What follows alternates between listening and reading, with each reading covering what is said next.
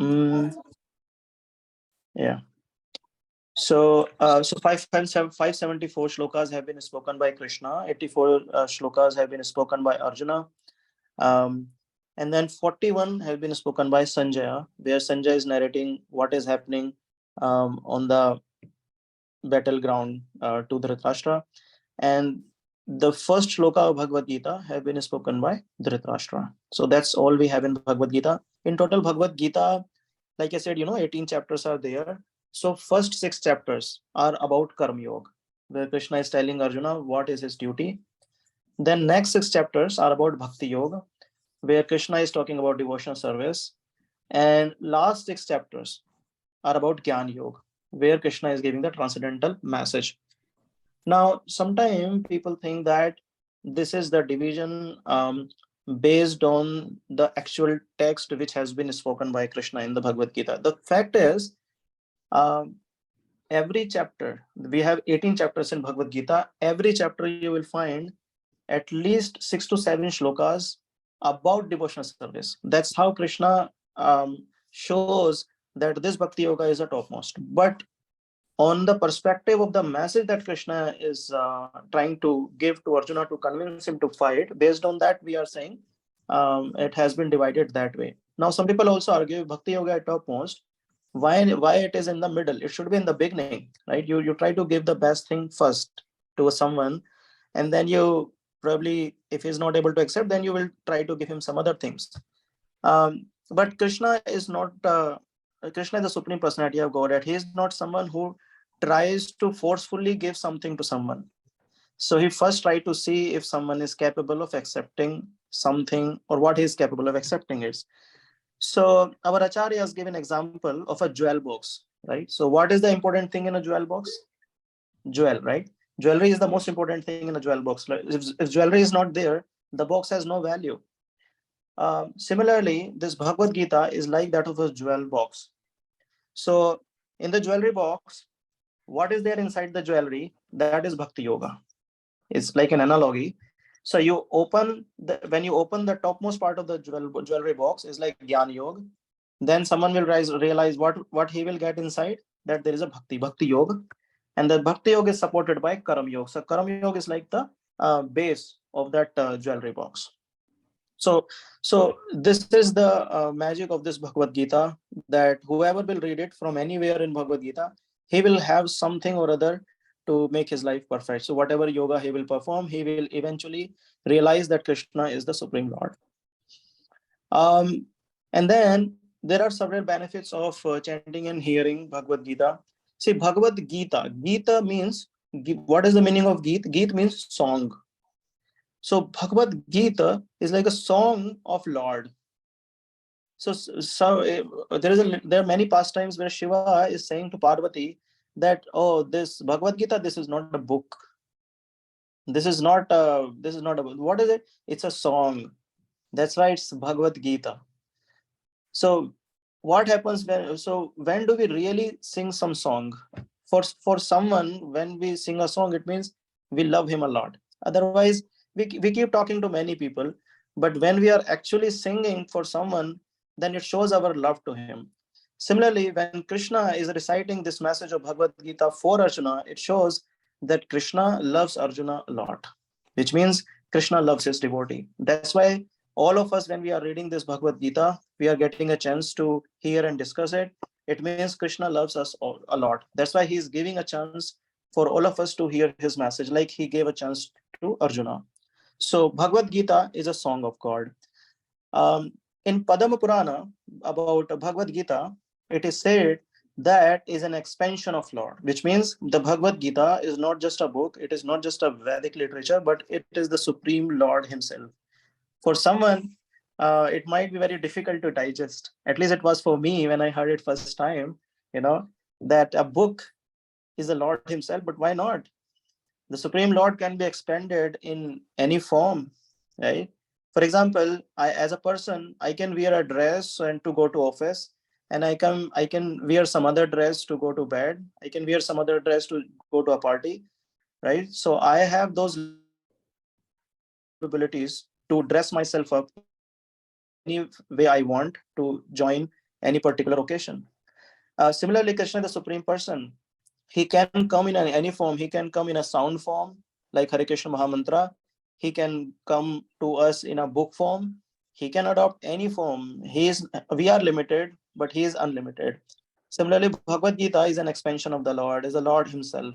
So Padam Puran says that Bhagavad Gita, the first 5 chapters are like 5 heads of Vishwarup form of the Supreme Lord. The next 6 chapters are like 10 hands of the Lord. 16th chapter, he says the navel of the Lord.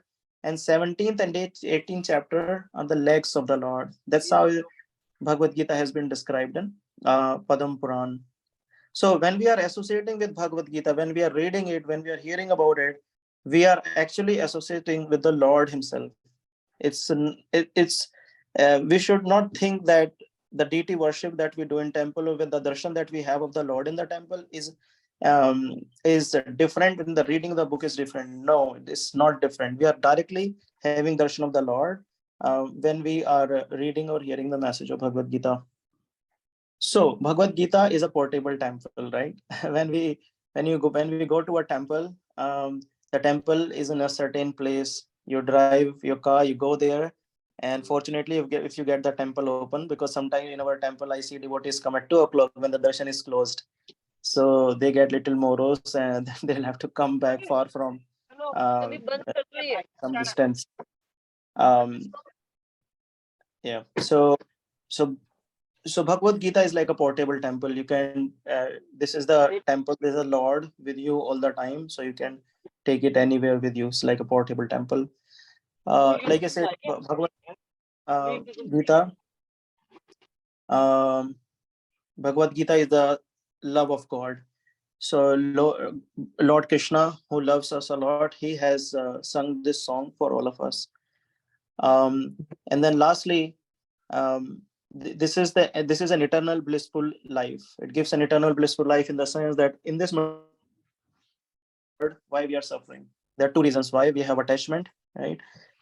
We are too attached that when we are always fearful that we will lose that someone, or sometimes we will lose that person, and then we are lamenting that we have lost him, right? So it's always a fearful situation. This Thursday I went to a university for another preaching program based on Bhagavad Gita, and these students were fearful. Some were fearful that they will get a job or not. Some were fearful if they will not get a job, then all the loans they have taken care for the studies, how they will repay that back. And some students were worried for their health. And so it's not just those students. All of us are in some trouble or other. Now, when we get the real message from Bhagavad Gita, we get out of those anxieties. And Arjuna is the greatest example for that. So that's the eternal blissful life we are talking about here. Not only for just this life, but the life after death as well. So yes, Devesh Prabhu is requesting to repeat about fear. Yes, Prabhu. So if you see the bottom line, why we get fearful of. So for example, we are fearful of death. So let's say you are in a night, you are alone at your home, and probably 2 o'clock, dark night, someone rings your bell, and you will definitely get scared, isn't it? Why we are fearful of? Like I'm giving example of students, why they are fearful of. All of us are fearful of. Why? Because we are attached to something which we are fearful of losing, right? So if we are not attached to this world and we just do our duty, then there is no fear, right? So we need some message to listen, to understand, and once we know that, then we'll not be attached, we will be doing our duty perfectly. So that way Bhagavad Gita is a message uh, to bring that fear out from that our heart. Now sometime what happens when we go out on a street to distribute this Bhagavad Gita books, some people say that, oh, no, don't give this book to us, we don't want to even touch this book. Then I would be like, why, what happened? Why don't you even want to just check it out? I'm not asking you to take it, but why don't we want to just check it out? Then they're like, no, no, no, we know about Bhagavad Gita. Bhagavad Gita is about making us renunciate, like sannyasi. They think that Bhagavad Gita will make us renunciate. We have a lot of duties. We have family. We have to do voice our नहीं आ duty. रही है. Okay, Hare Krishna. Can you hear me now? Udit bro, Yes, can you Prabhuji. confirm? Okay, Yes, thank you. I think you're audible, Prabhuji. Yes. Thank you. Thank you. So people in general have this doubt. They think that Bhagavad Gita will make us renunciate. We'll have to leave our job, our family, and then we will become a sadhu, a saint somewhere in Himalayas.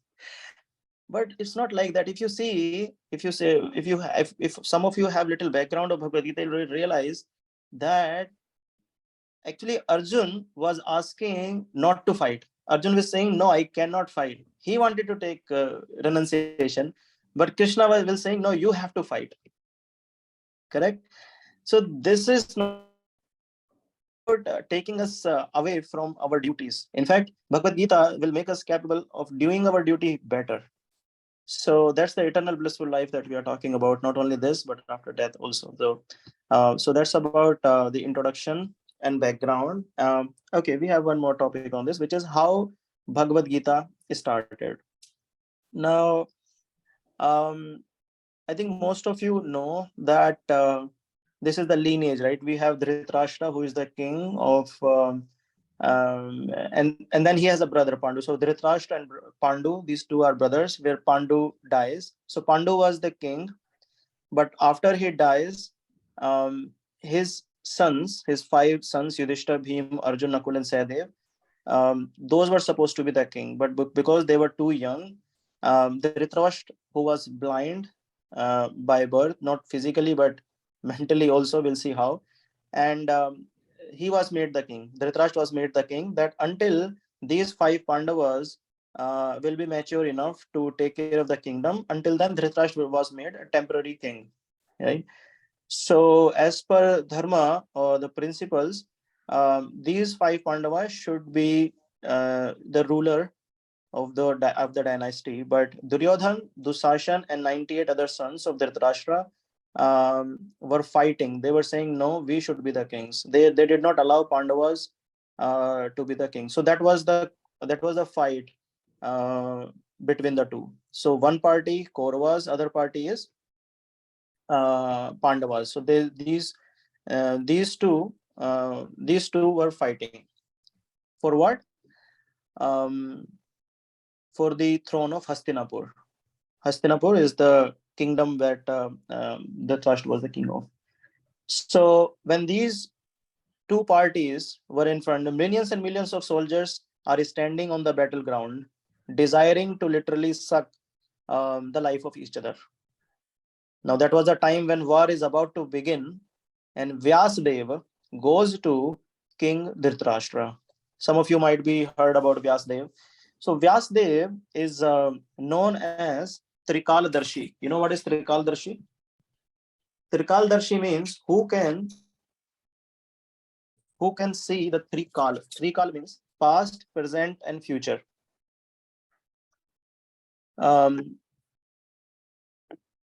So give me 1 minute. I'm trying to write on it. So Vyasdev is known as uh, Trikaldarshi. Trikaldarshi means who can see past, present, and future. So when Vyasdev saw the two armies are in front of each other, desiring to fight, literally, just not only just desiring but heavily desiring to suck each other's life, then he was able to see the future that all of them, almost all of them, are going to die. So he immediately approaches Dhritarashtra. He goes to Dhritarashtra and says that so many people try to convince you that stop this war, but you never agreed to that. Now all your relatives in this battlefield are going to be dying. So I'm going to give you some transcendental vision, because of by which you will be able to see this war, by sitting right here. The Kurukshetra war that is happening in the battlefield, you will be able to see that.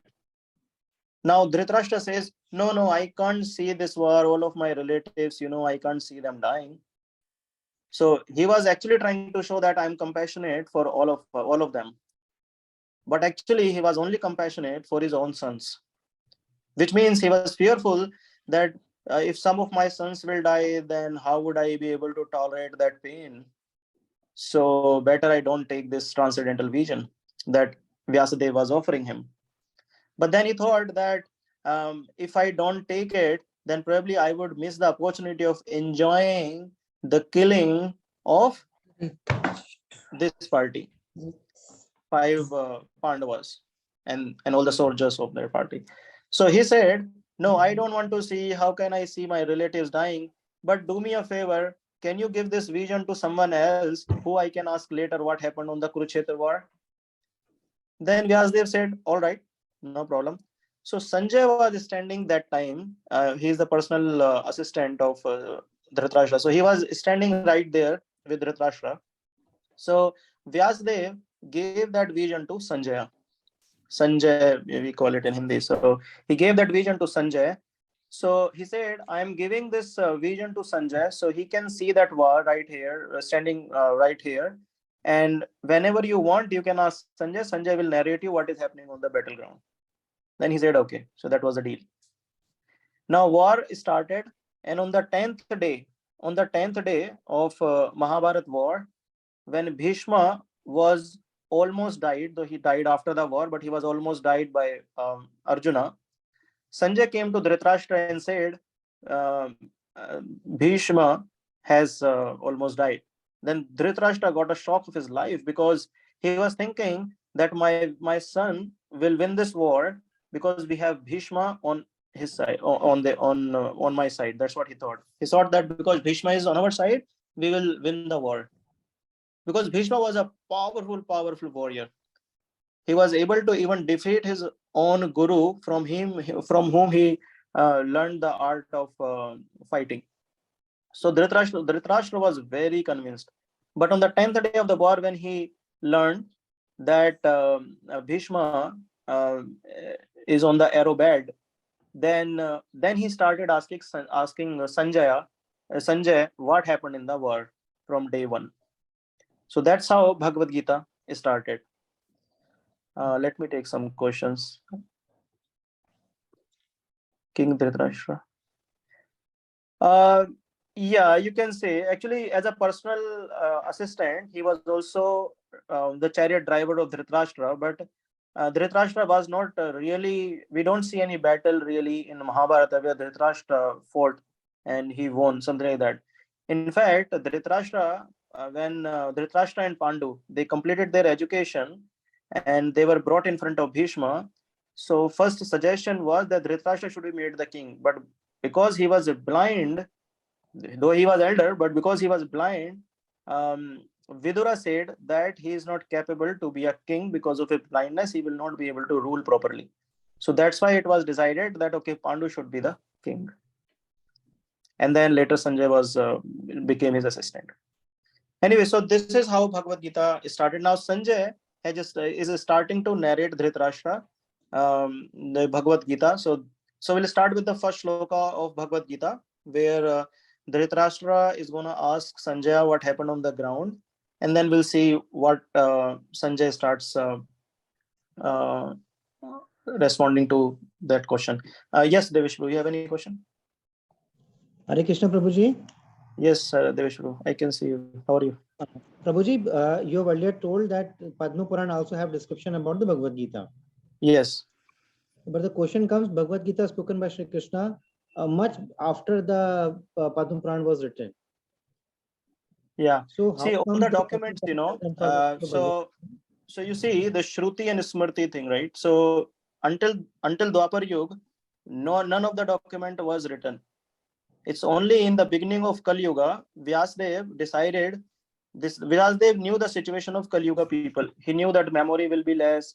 They will be fallen some time or other. They would like to go for worship. Most of the time they will be busy in their sense gratification.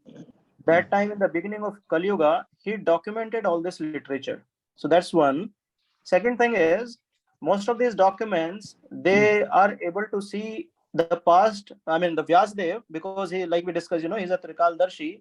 He is able to see the past, present, and future. So, for example, in Bhagavatam is discussing about Kalki Puran. Now, Kalki will come at the end of Kali Yuga, right? But still, Vyasdev has documented that. Now, someone can say, no, that Kalki will come later. How come in the past, in the today only he has documented? He has documented because he can see the future. Now, whatever we have been documented in the scripture, that is all true. But for the scriptures to know what has happened or what is gonna happen, the past has necessarily the event has necessarily need not to be passed. We cannot say no, the event has to be passed. Then only scripture or God will come to know. Okay, this happened, and then it will be documented. No, nothing like that. We know what is the scriptures. Whatever we have in the scriptures, they know what is the truth, and they can accordingly they can document it, even if the document will come into effect later. Prabhuji, there is one more question. Yes, please. You talked about fear. So Yeah. we generally, when we don't have anything, we don't fear. Yeah. But slowly, gradually, when we have some materialistic pleasures with us, some materialistic achievements, some materialistic values we do collect over a period of time, then we start fearing that we could lose it. And if something goes wrong or anything goes beyond the streamline, the fear starts coming in our mind, and how we're going to manage and all. Yes. How does it come? You are asking a very right question. In fact, the same question has been asked by Arjuna in the second chapter. We'll discuss about it. In the second chapter, when we will discuss about Sankhya Yoga, then that starts with the same question that Arjuna is also asking. So that time we will discuss about it. So because I will have to explain you the journey of soul, how it comes in the material world, how different covering happens. So that time will definitely take up your question, Deveshwar. But thank you. That was a very nice question. Thank you so much for asking. Yes, Anandram Prabhu. Guruji, would you share any of these notes or any presentation for our later review? Oh yeah, sure. I will do that. Awesome. Yeah, we'll have this recording also, so you can refer it anytime. I will share this recording with all of you. Okay, thank you. Yeah. Okay, no problem. Anybody has any other question? We'll start with the chapter first review, overview of after this. If anybody has any other question, we can take that up. Okay. So that's about introduction and the background. Yeah. Now this is chapter 1 overview. In this chapter 1 of Bhagavad Gita, we have in total 46 shlokas. The first 11 shlokas talk about they are like setting the scene. Setting the scenes means they are trying to mainly they are trying to showcase the mindset of Dhritarashtra and Duryodhana. Mainly, they will say, okay, this is what is happening, what Duryodhana did, like that. So we'll understand, okay, what is going on in their minds. Because, when Vyasdev gave the transcendental vision to Sanjaya, he not only gave the vision, but he also gave the benediction that he will also be knowing exactly what is going on in the mind of the warriors on the battlefield. So for example, if a warrior is going to shoot an arrow on some other warrior, then Sanjay will exactly know what is going on in the mind of those two warriors. That's the another benediction Vyasdev had given to Sanjay. So when Sanjay is narrating what is happening on the battleground with the shlokas, he is not only narrating what they are saying, but he's also narrating what is going on in their mind, right? So we'll discuss that. And then the second part is all auspicious Krishna, which means all the shlokas from 12 to 20. All the shlokas shows that how auspicious the presence of Krishna is, and his all the paraphernalia of Krishna, his conch shells, and there is a Hanumanji on the flag of Arjuna's chariot. Agnidev gave the benediction to Arjuna. He gave him the chariot that Arjuna was driving. Lakshmi ji was there. Why? Because Lakshmi would never leave his master Krishna, so he was there.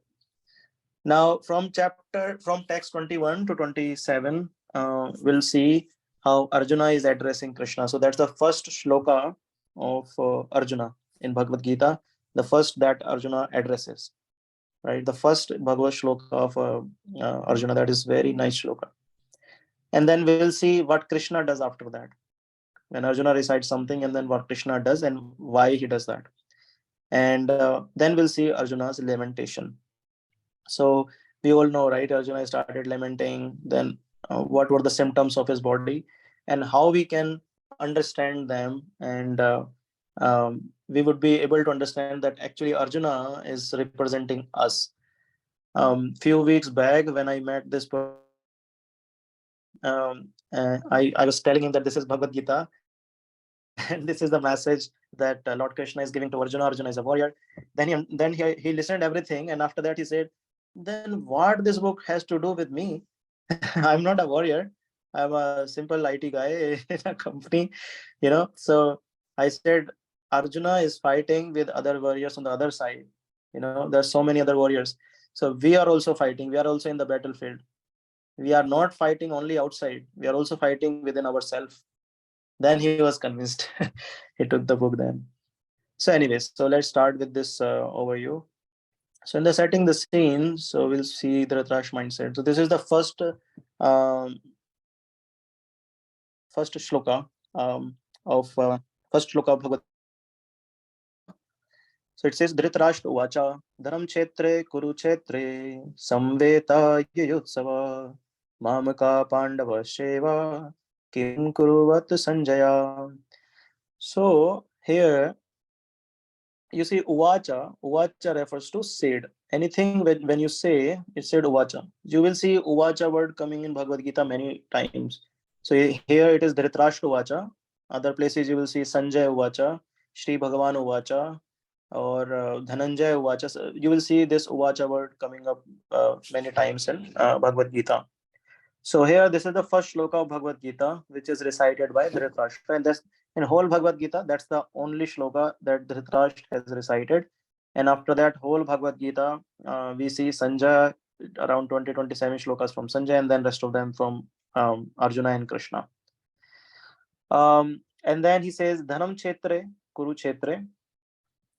Now that's an important thing, because it means Dhritarashtra, we all know, right? The war is happening in this battleground, which is known as Kurukshetra. But it's not a simple ground like we choose for playing cricket match. Right? Any field we found, okay, no, we'll go there and we'll play a cricket match. No, it's a special field. And what is the speciality of it? This is the speciality.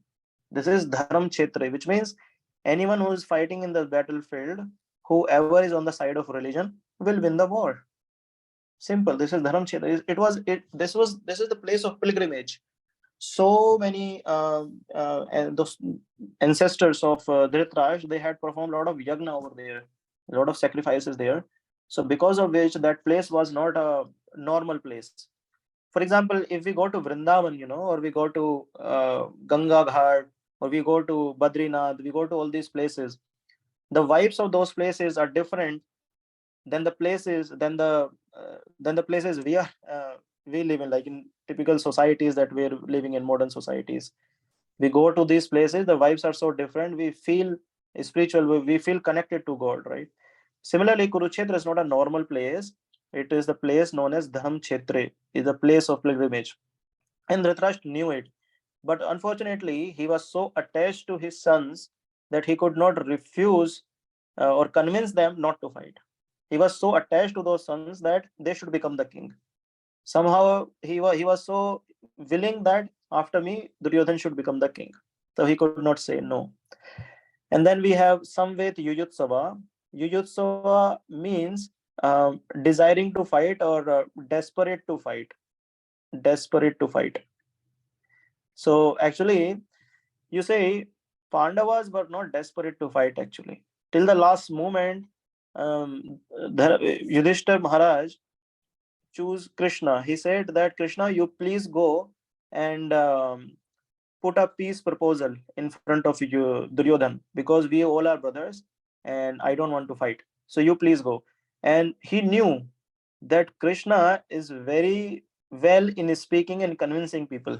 That's why even Krishna said, no, there is no benefit. No, no, you please go. You please go, and you please convince them. So he was not at all Pandavas were did not want this fight at all. That's why they kept tolerating. Throughout Mahabharata, we see that Duryodhan was trying to chastise them by so many different ways, but they tolerated. And at the end, also they were trying to send Krishna to place a peace proposal, so they can convince Duryodhan and Dhritarashtra. But Dhritarashtra is saying Yuyutsava means desperate to fight. Actually, his own sons were desperate to fight. We all know, right? Duryodhan said that I will not. Krishna said, okay, you cannot give them kingdom, no problem. Give them 5 villages. That's all. They will take care. You just give them 5 villages. That's all. And what did Duryodhan say? He said, not even the top of a needle I will give them. The land equal to the top of a needle I will not give them. So he was so desperate to fight Yuyutsava. Samveta means gathered there, gathered there to fight. Now that's the another thing here. This is an important thing that shows the mindset of Duryodhana. That's another thing. So what is Mamka? Mamka means my sons or my, and Pandavaschaiva means Pandava. You see, all of them are his relatives. If Duryodhana and party are his sons, then Pandavas are also his brother's sons. So he could have said, my, for example, if a car is there in a showroom, I will not call it my car, right? But as soon as I take the possession, it becomes my car, isn't it? Right? Similarly, anything which I take under my possession, I feel under my possession, or I feel that this is mine, then I take, it's me, right? My son, my uncle, my auntie, my house. So whoever I feel attached to, or I feel that okay, this is mine, I consider that as mine. I will not say yours or someone else. So when he was saying Pandavas Chava, it means he was not considering Pandavas as his own sons. Ideally, he was a king. He should consider all the citizens as his own sons. What to talk about just Duryodhana and Pandavas? All the citizens he should have been loving as his own sons, like Lord Shri Ram used to take care of his own citizens. So that shows his mindset that for Pandavas, he was thinking that they are the sons of Pandu, like my brother, but they are not mine. And Mamka means my sons. They are my sons. That shows that he was partial. As a king, he should never be partial. He should be saying, okay, this is right. Now, whatever punishment should be given not to only others, but to my sons also. That should be his attitude. But unfortunately, he was partial. And then Kim Kurvata Sanja means what did they do? Now, this is this is quite redundant, which means let's say if I say, oh, you came to my house, I offered you some rice, what did you do, or what did you eat? It's obvious. What did you do? You will eat. And what will you eat? You will eat rice. So he said, desiring to fight, he knew that desiring to fight, it's already 10th day. Then what is the meaning of Kim Kurvata? Right? Kim Kurvata means what did they do? What did they do? So it is a redundant. But why he's worrying actually? He knew that the effect of this pilgrimage is strong, and it is possible that my sons and Pandavas, my sons will come into a negotiation mood because of this effect of this field. That's why he's saying, what did they do? Which means he was thinking, did they do anything other than fighting? So that was his mindset behind asking all these queries. So these are the mindset. One is he is doubtful. He's doubtful if they did anything else. He was very fearful that after Bhishma has died, now what would happen to my sons? Will they also die? And then third, he was partial. He was partial because he was addressing his sons and Pandu's sons differently. Yeah. Yeah. Shobit Mittal is confirming. He's saying yes, they asked for 5 villages, which was also by Duryodhana. Right, absolutely. Yeah. In fact, at that time also, Vyasdev was sitting when Krishna went to place a peace proposal in front of Duryodhana. Vyasdev was also sitting in the same assembly. And after Krishna, he also approached Dhritarashtra and he said, "My dear king, Krishna is not a normal guy. He is the supreme personality of Godhead. He is the supreme Lord himself. Please listen his message what he is saying, because whoever listens his message and follows him, he will definitely make his life perfect, because his message is always perfect. You should follow him." And he narrated many pastimes from Puranas, that how people in earlier situations, they did not follow him, and their whole dynasty went into disgrace. So you should follow him. So Vyasdev himself was also that time as well.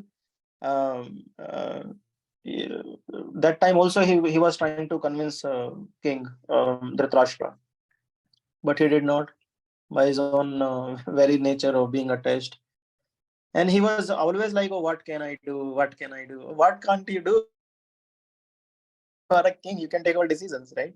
So yes, that was Dhritarashtra mindset about asking these questions. That's the first shloka of Bhagavad Gita. Now let's see what is going on in Duryodhana's mind. Right now, what happens? Dhritarashtra, when he asked this question, now Sanjay starts narrating what is happening on the battleground. Let's see. So he says, Sanjay Uvacha. See, again, this is a word is coming now. Uvach. Uvach means said. So Sanjay Uvacha, Sanjay said, Drashtra tu Pandavaka nikam vyudam Duryodhanastada acharya sangamya raja vachanam bravit. So Sanjay said, Drashtra tu Pandavaka nikam. Drashtra means seeing or looking. In Hindi, it is called dekhkar. Anyway, so I'll say at looking. So Drashtra to Pandavaka Nikam. Pandavaka means Pandavas. Is talking about Pandav party. So he's saying Vyudham Duryodhanas Tada. Tada means at that time. At that time. So that time, looking at Pandavas, Vyudham means the arrangement of their army, Pandavas army.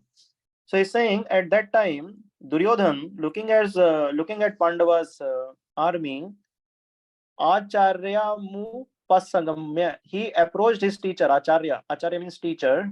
And who is the teacher? You must be knowing that, Dronacharya. So Duryodhan approached his teacher, Dronacharya. Raja Vachanam Bravit. O king, he said this. Vachanam means said, or statements. Actually, in English, if I say put it that way, statements. So he's saying, Sanjay is saying, O king, after looking over the army, arranged in military formation by the sons of Pandu, King Duryodhan went to his teacher and he spoke the following words. So you see, when Dhritarashtra is asking Sanjay what did they do, he said the armies are facing each other, and Duryodhan looked at the formation of the army of Pandavas, and then he is approaching Dronacharya. Now, sometime we may feel that, okay, you are here to fight. Now, all of a sudden, why are you going back to your teacher? Because you are leading that army, so you are in a front. Then covering you are Dronacharya and Bhishma. Those are like your leads of military. And then back then, you have your own army, right? So now, why are you going back and following your teacher Dronacharya? Well, there is no there is no need, right? Why are you doing that? So that comes in next shloka. It says, Pashyetam Panduputranaam Acharya Mahatim Chamum Viudam Drupadputrena Tav Shishena Vimta. So he says, O my teacher, behold the great army of the sons of Pandu, so expertly arranged by your intelligent disciple, the son of Drupad. Now you see, this is such an interesting shloka to analyze, to understand the mindset of Duryodhana. See, first of all, you see, he's saying, your intelligent disciple, and then he's saying, son of Drupad. He is trying to remind his teacher, Dronacharya, so many things. So we are going to discuss these three things. Great army, right? Now, what is the story behind this? Why is reminding his teacher about Drupad and about his own disciple, right? And why is saying great army and all?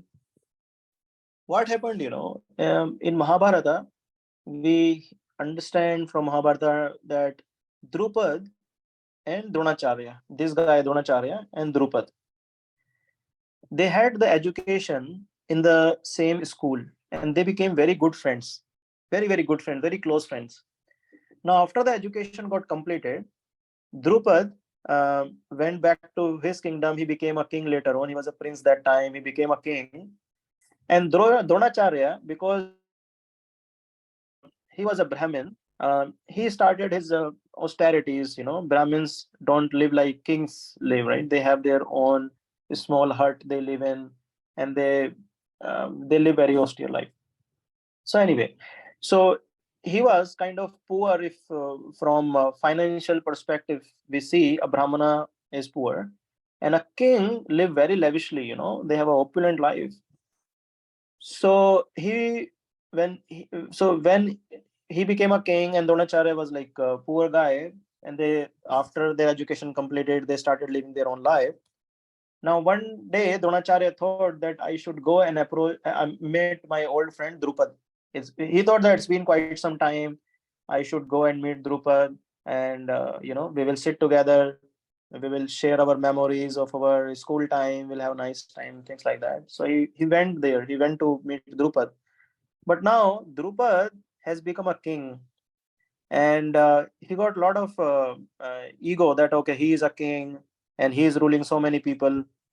So when Dronacharya came to meet Drupad, he thought that Drupad will will accept me as his own friend, as we were in school days. He will welcome me like his own friend. But Drupad got changed, right? He became a king, and usually we see, in this world today, when people get little bit name, fame, money, they get really changed, right?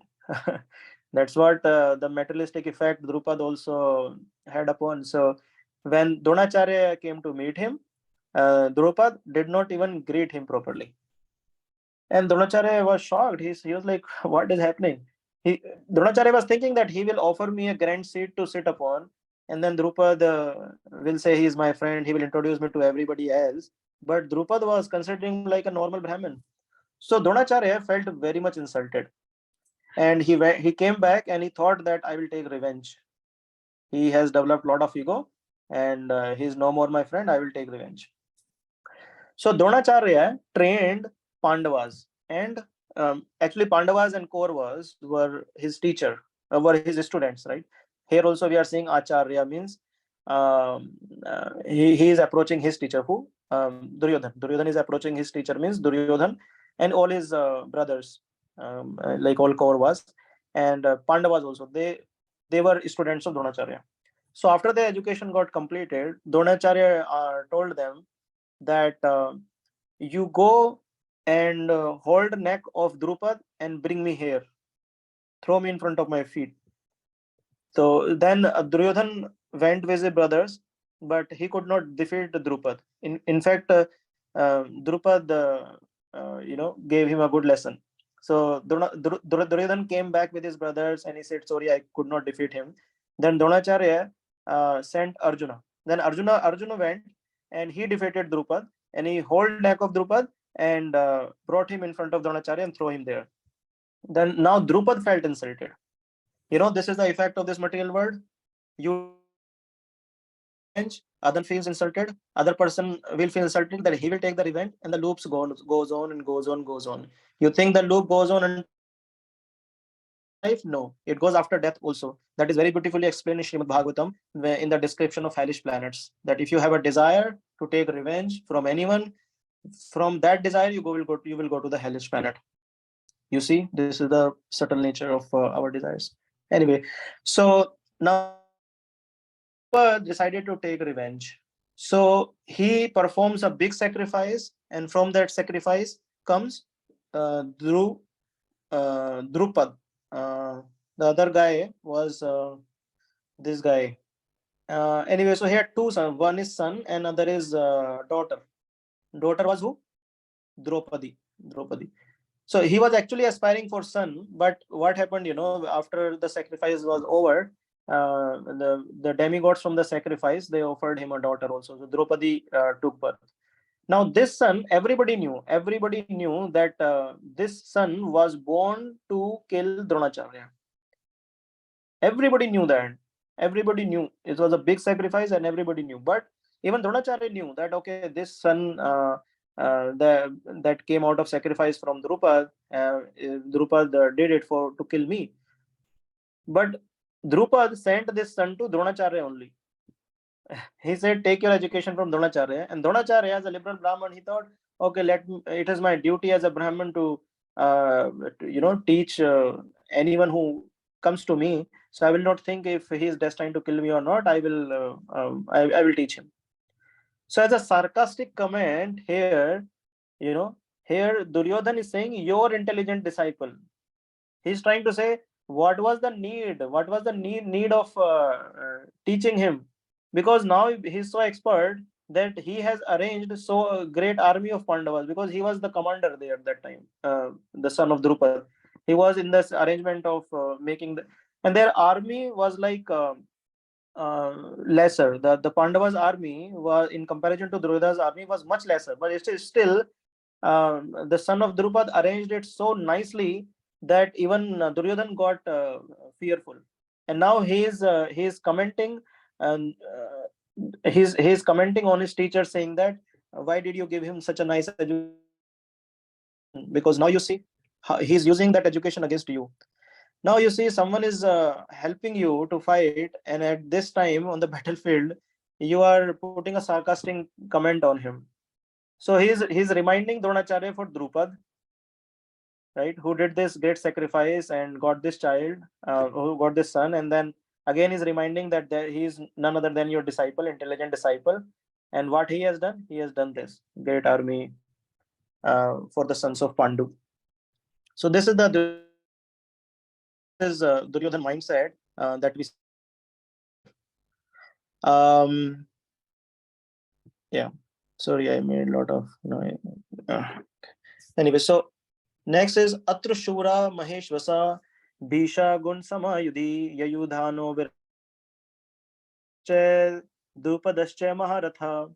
So here in this army are many heroic bowmen equal in fighting to Bhima and Arjuna, great fighters like Yayudhan, Virat, and Drupad.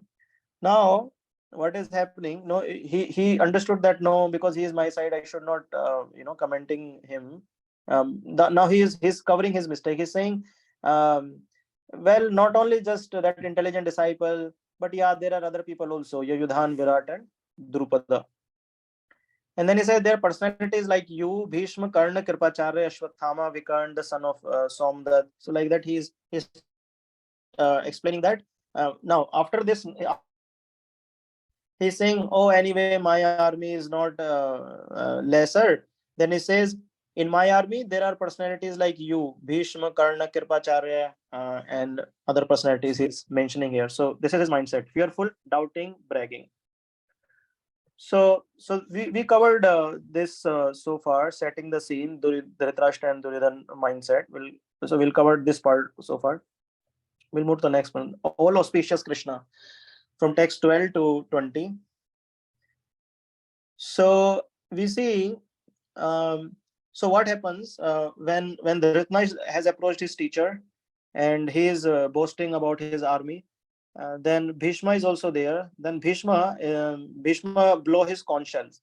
So Bhishma blow his conch shell, and all the leaders of Kaurava army, they also hear that Bhishma is blowing his conch shell, so they also start blowing their conch shells.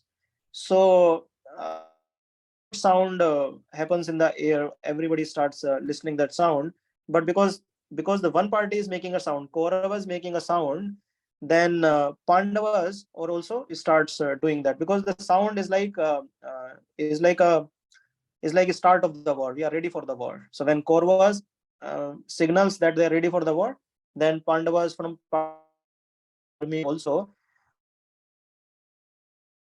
uh, the conch shells start blowing. So that's the first shloka, 14th one. It says, on the other side, both Lord Krishna and Arjuna, stationed on a great chariot drawn by white horses, sounded their transcendental conch shell. Transcendental means they were not of this world. They were not of this. They were like transcendental. They were like you can say magical. They were magical from the perspective of Lord, not from us. So when they blowed their conch shell, then what happened? First of all, Krishna blowed their conch shell. So here the name of those conch shells. One is Krishna's conch shell is Panchajanya. Then Arjuna blew his, that's Devdutt. And Bhim is a voracious eater because he used to eat a lot. In fact, he was the in charge of any big festival. He would be made the in charge of kitchen. He was a voracious eater, performer of Herculean task. So he blew his terrific conch shell, Pondera. So blowing of these different conch shells became uproarious, vibrating both in the sky and on the earth, and it shattered the herds of the sons of Dhritarashtra. Now, when Sanjay is narrating what is happening on the battleground, and he narrated that Kaurava's army, they blew their conch shell, he is not mentioning anything that happened to Pandavas, which means they were not at all affected when Kauravas conch shell. But now he is specifically mentioning that it shattered the hearts of the sons of Dhritarashtra. Which means when Pandavas, especially Krishna from Pandavas, when all of them started blowing their conch shells, then it shattered the hearts of the sons of Dhritarashtra, which means the Kaurava army, their hearts started shattering, because that sound, that was vibrating from the earth till the sky. Here comes the word, nabhascha prathvim. Nabhascha prathvim. Nabh means sky, prathvi means earth. So that made a really great sound. And then at that time, Arjuna, the son of Pandu, seated in the chariot bearing the flag by Hanumana. So Hanuman actually, there's a pastime where Hanuman gave this benediction that whenever this war would happen, I will be coming from your side. I will make such a audio sound that the opposite party is heard also fearful. And then so Arjuna took his bow and prepared to shoot his arrows. And then he, O king, after looking of Dhritarashtra doing military army, Arjun then spoke to the Lord Krishna these words. So now that first shloka will come that Arjuna spoke. Now you see there are many things that we in these shlokas are covering. First is the transcendental presence of those conch shells. The Agnidev actually gave a benediction to Arjuna for that chariot that Arjuna was driving, and the chariot was having 4 horses, and the specialty was any of the horse, even a single horse will die. Let's say a warrior shoot an arrow and that hits any horse and it dies, then immediately another horse will appear, which means the number of horses will always be 4. That was a special horse, which means that the horse has the qualities. It's not possible in this world to give such benediction. There is a very great pastime of of Muchukunda. Muchukunda, he had a big fight with the demons. He was fighting in favor of demigods. So after the war, demigods says that we want to give you a benediction, but don't ask us any benediction which is out of this material world, because Lord Krishna is there. Some benediction only he can give, but some more benediction we can give you that can help you meet Krishna. So they gave him some benediction. Eventually he met Krishna. In Krishna Lila we hear that first time. And then it says that because Krishna is there, then all definitely Lakshmi will be there. He's the god. Krishna is all auspicious, and so Lakshmi's presence also shows that Pandavas are very fortunate, and this is a auspicious sign for Pandavas' victory. And then we understood that Hanuman was there on the flag of Arjuna. So that's another sign that Pandavas, even though they were having lesser army, but the presence of Hanuman alone in his flag was a great sign for their victory. Right? We know right in Ramayana how Hanuman helped Lord Ram, even though from the skill perspective, Ravan had so many great skilled persons, his own son, his brother, but still he was defeated. Why? Because Krishna, in the form of Lord Ram, had this great devotees with him as Hanuman. So these are all the presence of Krishna that we discussed: transcendental conscious, his own presence, Hanuman, goddess of fortune, and Agnidev chariot. And these are the signs of victory. So we discussed these two so far. So let's see what Arjuna says. So the next shlokas, the next 7-8 shlokas will cover um, how Lord loves his devotees. This is a very nice shloka that Arjuna speaks to Arjuna, Krishna. So it says that Arjuna uvacha सेनयेरुभयोर्मध्ये रथं स्थापय मे अच्युत यावदेतान् निरीक्षेऽहं योद्धकामनावसिस्थान् कैर्मय्या स योद्धव्यमस्सिन् रणरे सदुयमे. See here, if you see now in this word it says yodhrut kamna vasisthitam. So yodh means war, yudh means war, and kamna means desiring. So desiring to fight. Vasthitam is means present. So warriors present with the desire to fight. Yodhu kamna vasthitam. So that's the word. And then he says Senu Robhya Madhya means in the middle. So Arjuna is saying to whom? Krishna, that take my chariot, means Rath, take my chariot in the middle of the army. Senu Rabhya Madhyam. Isthapyam, isthap means place my chariot there. And then he's saying, Me Achyut. Achyut is a very nice word used for Krishna. It means infallible. Infallible means the person who does not fall from his position. For example, someone is CEO of a company today. Now, if something happens, market is crashed, or stakeholders are not liking him, then he will ask him to move from his position. Then today he is the CEO of the company. Then tomorrow he might be he might be any other on lower position. Today I might be I might be very rich. Tomorrow I might be very poor. My position is not fixed. So other than Krishna, all of us are just Achyut, means we are fallen. We are fallen means our position is not fixed. But Krishna's position is Achyut, which means he is the supreme personality of Godhead. Now, even though he is driving the chariot of Arjuna, it doesn't mean now he is a driver. It doesn't mean that he has lost his position of being supreme person, supreme Lord. No, the supreme Lord is always supreme Lord. He might be stealing the butter in Vrindavan from the gopis' houses, but people will call him thief, but he is still the supreme personality of Godhead, supreme Lord. Right? So he is driving the chariot of Arjuna, but someone should not think, oh, he is any other driver, like so many other drivers are there in the battlefield. He is any other driver. No, that's the mistake Shishupal has also done. So so Shishupal approached Krishna, and when everybody was saying that Krishna sure is the worshipable first for everyone, then Shishupal was saying, "What are you saying? He's worshipable. He is a normal cowherd boy. What kind of worship you are doing? He's not even a king. He killed King Kansa, and then he made his father as a king. Even he reports to his father. He's not even a king. And what are you talking about? He was stealing butter when he was in Vrindavan.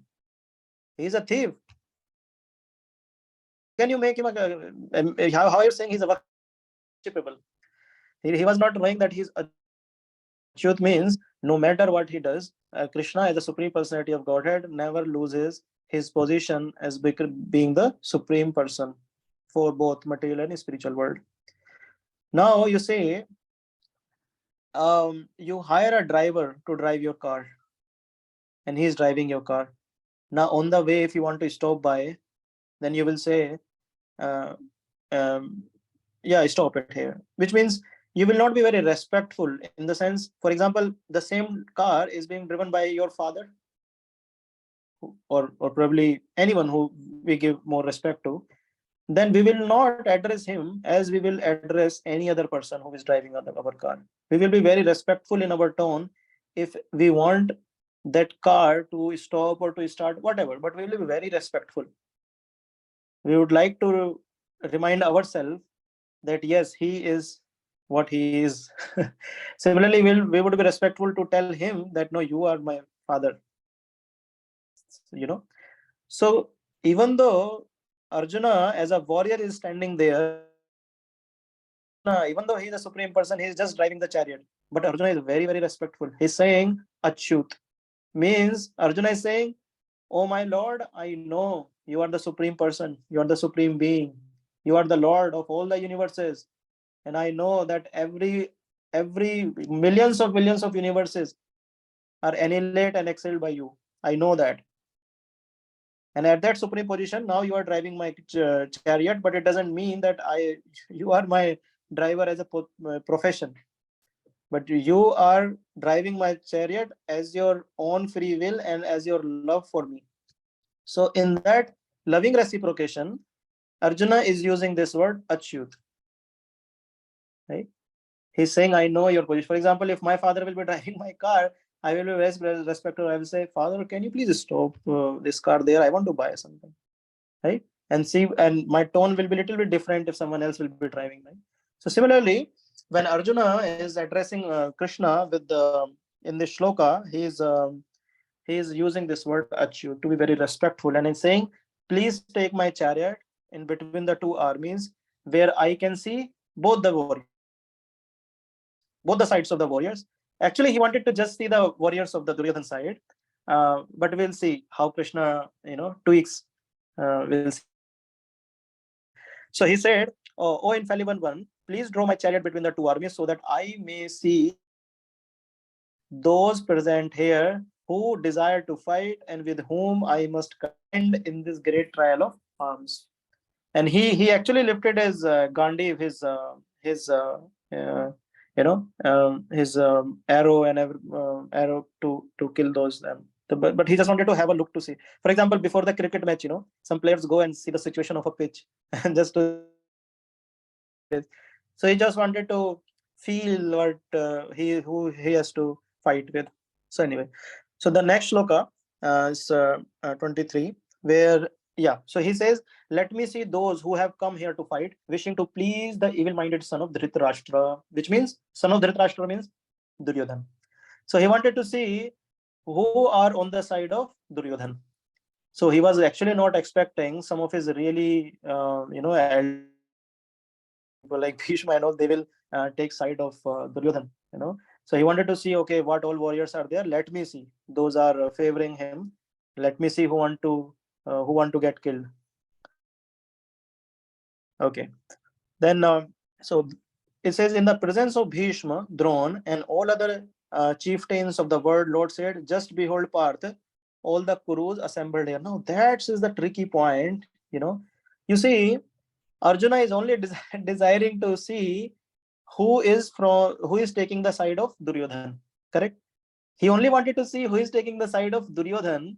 So he doesn't want to see all the warriors on the battlefield. But now Krishna twists. He says, okay, I'm placing your chariot here. Just behold, Parth, all the Kurus assembled here. Now all of them are Kurus. They all have their ancestor Kuru. Now from Kuru, all the Pandavas and Kauravas are coming. So all of them are Kuru. So actually, our acharyas, they told that Krishna wanted Arjuna to look at his army and to look at other army also. Not only just Kaurava's army, but his own army also. So he can get bewildered at this situation and should start crying. Actually, Arjuna was a pure devotee of Lord Krishna. That's how he was getting this personal association of Krishna. That's why Krishna was favoring him so much. But Krishna wanted to give all the living being a message through Gita to love him, to serve him. And that's where he is trying to use Arjuna as an instrument, where he wanted Arjuna to get bewildered, to start crying. And when Arjuna will start crying, through that great devotee of him, he wants to give the message of Bhagavad Gita to us. That's why at that time he says, Arjuna, look at all the Kurus assembled here. And then Arjuna looks at all of them, and then he gets a shock of his life that, oh, he has to kill all of them. Krishna is very loving to his devotee. As a chariot driver, he not only has to drive the chariot. As a chariot driver, you have to take care of the horses. You have to take care of the warrior in the chariot. And every day, Krishna used to hold Arjuna's hand to lift him up to the chariot when the before the war begins. He will lift him up. He will hold his hand and personally lift him up to the chariot. See the supreme person. You see, such a big person. You see, Prime Minister, for example, start favoring you, which means how much favor he can do. But he will not do the menial service, right? Lift, touching your feet or giving you support to uh, every day to lift you up in the chariot. So Arjuna, Krishna is loving so much. Even though Krishna is a supreme person, but still he loves Arjuna so much that he was personally taking care of his chariot, not just driving every day. So he loves him so much. In fact, we see in Rajsuya Yagga, everybody was given some service. Like so many people will be coming, so much arrangement will be made. So Bhishma was given the service of as an in charge for kitchen. Sehwag was given a service to take care of the or the different things coming in. So Krishna says that I will also take service. What is the service you will take? I will take the service of washing the feet of my devotees. Those will come here. You see, he says, I want to wash the feet of my devotees. They will come from a very long journey. I will sit down. I will make them sit on a big asan, and I will wash their feet. And we all of know Sudama pastime, right? There also Sudama comes, and Krishna gives him his own personal throne. He says, you sit here, I will wash your feet. That's how Krishna loves his devotee. Krishna took care of Draupadi also. We all know that story, right? Krishna, when he came as Lord Ram, he ate the half-eaten bear from Shabri. Even though Lakshman is very angry, even though he was eating that bear, right? As a Chaitanya Mahaprabhu, when he came, he took Haridas in his lap. When Haridas was very sick, he took care of it as his own child. He gives everybody as an opportunity. His own mother and father. When he was in Vrindavan, he appeared as a child for them, and he gave them an opportunity. Okay, I will take your service, no problem. So Krishna is very loving to his devotees. So yeah, how much time we are left? So we are left with 15 minutes. So I will quickly jump on to the last piece of this chapter. Yeah, this is miseries of life. So from text 28 to 46. So what happens? When Arjuna asks Krishna that, okay, place my chariot in between the two armies. I want to look at both armies. Then Krishna says, okay, I have placed your chariot here, and you can look at all the warriors, all the Kurus assembled here. Kurus means look at all of them. Now what happens to Arjuna is will start from 128 to 28 to 46. Now, so that's the second shloka when that Arjuna recites after looking at the army. He says, Drishtavemam swajanam Krishna yuyutsum samupasthitam Sidanti mam gatrani mukche parishushati. So he's saying Drishtavemam. Drishtavemam means looking at. Yeah, he says looking at. So when he's looking at Swajanam, means my own jan, my own people. Now you see, Dhritarashtra was saying Mamka Pandavasya, means my son and Pandava's son. And see the compassion for Arjuna. He's saying Swajanam. So he's not considering Kauravas also separately, like they are someone else. He's saying Swajanam, my own people. He's saying Swajanam, they are my own people. And then saying Yujutsu Samupasthitam. Yujutsu means desiring to fight, Samupasthitam, assembled here. Sidanti mam gatrani mukshu muksha parishashyati. Muksha means my mouth, parishishyati means drying up. My mouth is drying up because see, I am not able to breathe even properly. My body is shivering. Why? Because I'm seeing my own people fight assembled here to kill each other. How? With the fighting spirit, not like lethargically standing, okay, we'll fight. No, they're in the fighting spirit and they'll kill each other. So I'm not able to even imagine that my own people are here. I'm in between. And they will kill each other. He says, Ve patuscha sharire mem rom harsha cha jayate gandivam istra sasate hastatvu vakcheva paridayate. My whole body is trembling. My hair is standing on end. My bow gandiva is slipping from my hand and my skin is burning. Now, this is the effect of the attachment that we have in this material world. Now, if the attachment is wrong or the attachment is right, that we will definitely discuss, but in second chapter when Krishna will start explaining. But this is the effect of the attachment that we have. Now, this is the extreme effect. You might be thinking, no, this is like too much. But all the diseases the medical history is bringing, you will see that to some extent we have also been affected to this, if not to that extent. But some of us has been affected by this fear of losing something or someone. That's the that's why all this business of astrologers is going on, right? Out of the fear of something,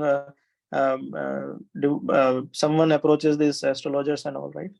So he says that my whole body is trembling with even the thought of thinking that we are going to kill each other. And so you need some energy to hold anything. So for example, if we meet and you offer me a glass of water, I hold it. I need some energy to hold it. Usually you will see that in very old age, people are not even able to hold anything. Why? Because they lose their energy. Very less energy is left.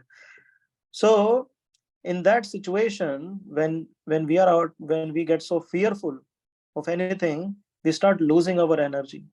And here Arjuna is so much fearful that he is not able to gain energy to even hold his gandiva properly.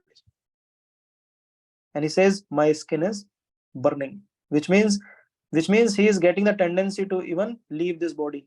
He is thinking that I will suicide. He is not able to even hold this body. That's the situation of this person. I have not given the text here, just the translation, because the text is quite big here. So I just put the translation. He says, O Govind, of what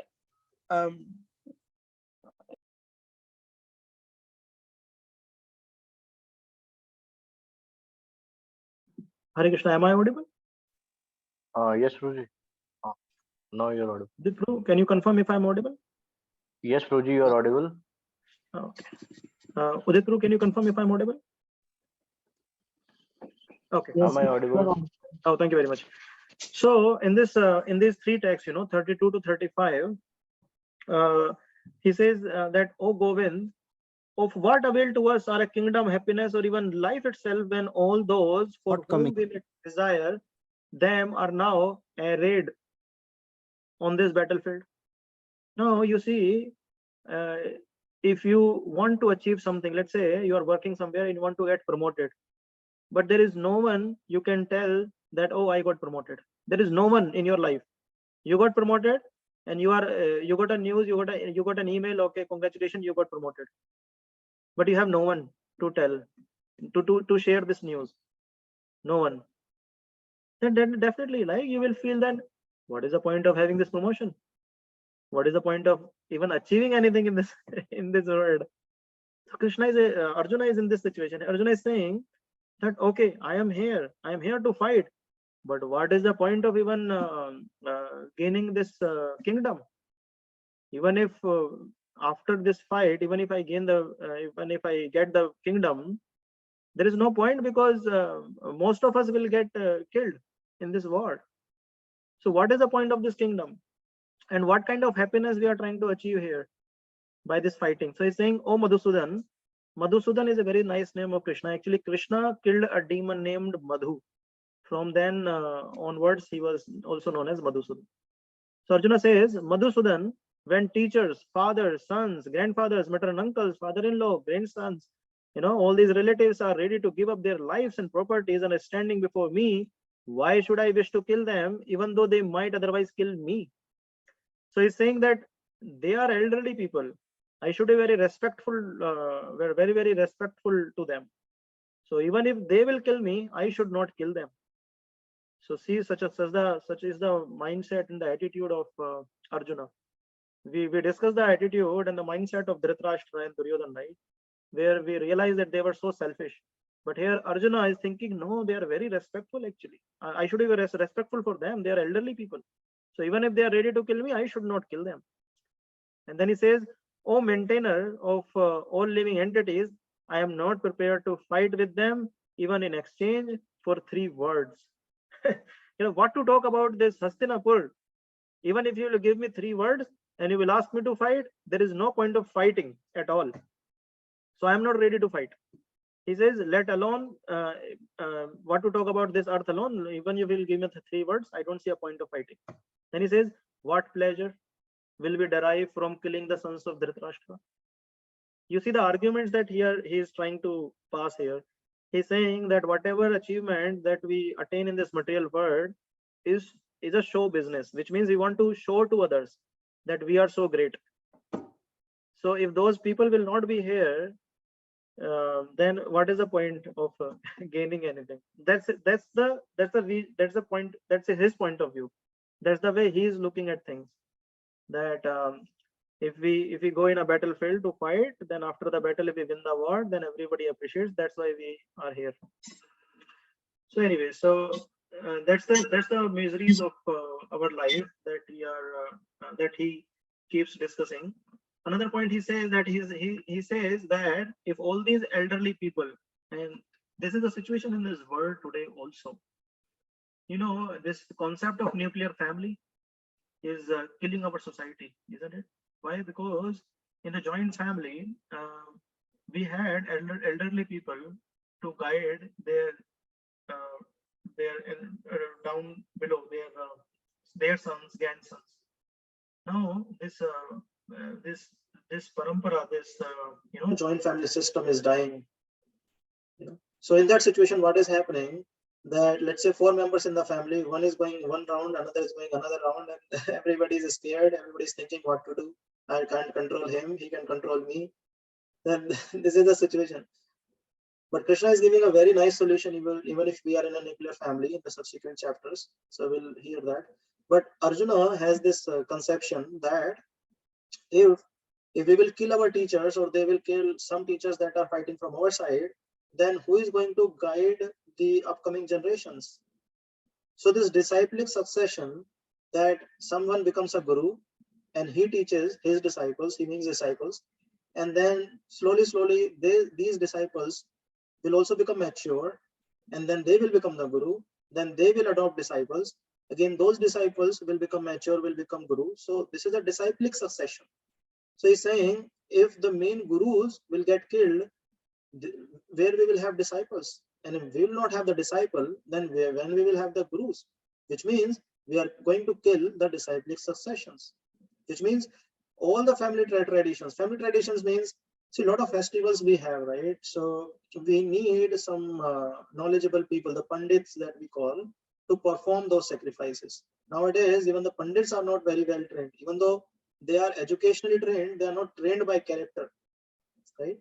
So he's saying that if that system will be broken, then societies will be broken. Who will guide the society? Because these gurus will not be there, knowledge will not be there, then people will be running out of sense gratification.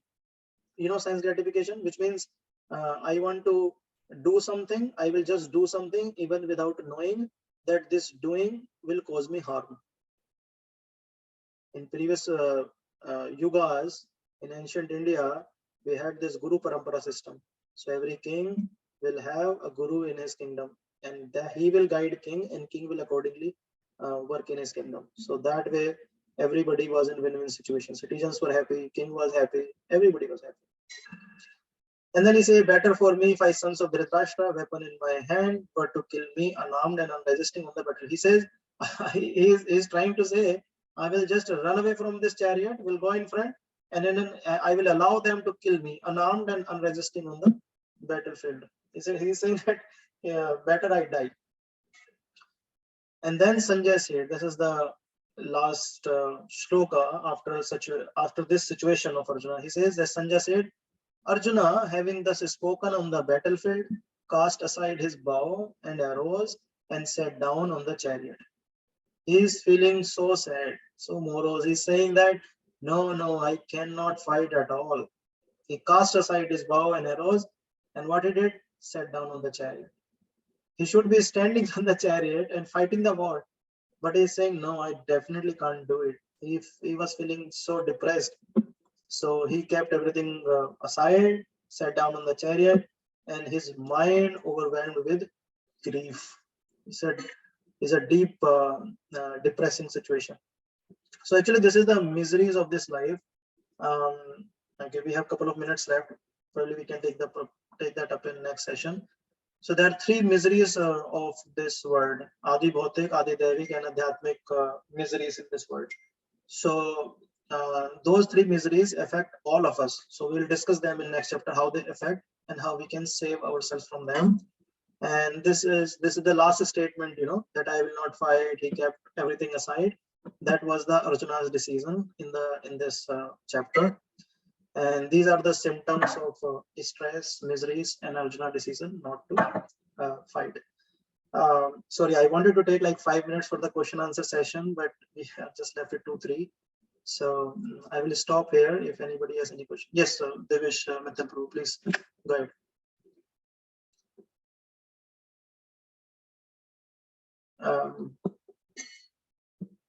Sorry, I'm not able to hear you. I think Prabhuji, there is some network issue. From my side? No, from the Okay. Prabhu. Deshpro, would you like to type your question?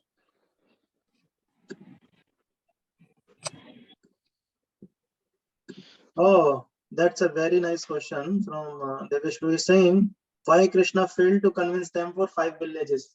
Wow, that's a very nice question. So what happens, Krishna is all powerful, he is all beautiful, he has all his strength, he is very wealthy.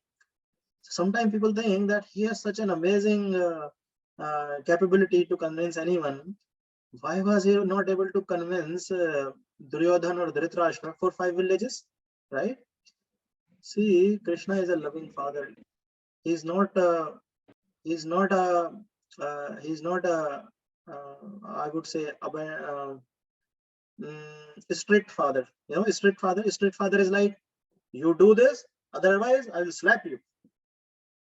There is no free will. You'll have to do my way or highway, right? But Krishna is a very loving father. Krishna says, Krishna always allows the living entity to use his free will.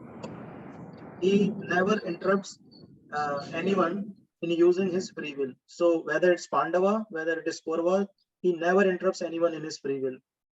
So if he wanted, he would convince. That's not a problem. You are absolutely right. But he would never interrupt in free will. Otherwise, what is the point of him being a loving God?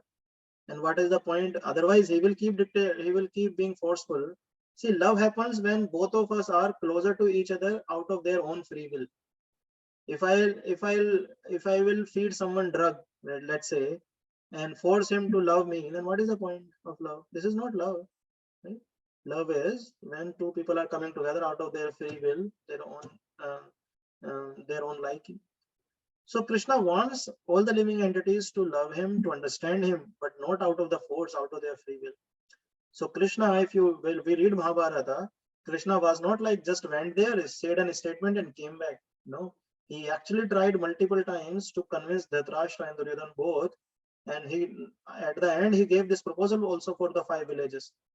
But he never interrupts whoever that be, Pandavas or Kauravas, anyone. He never interrupts in anybody's free will.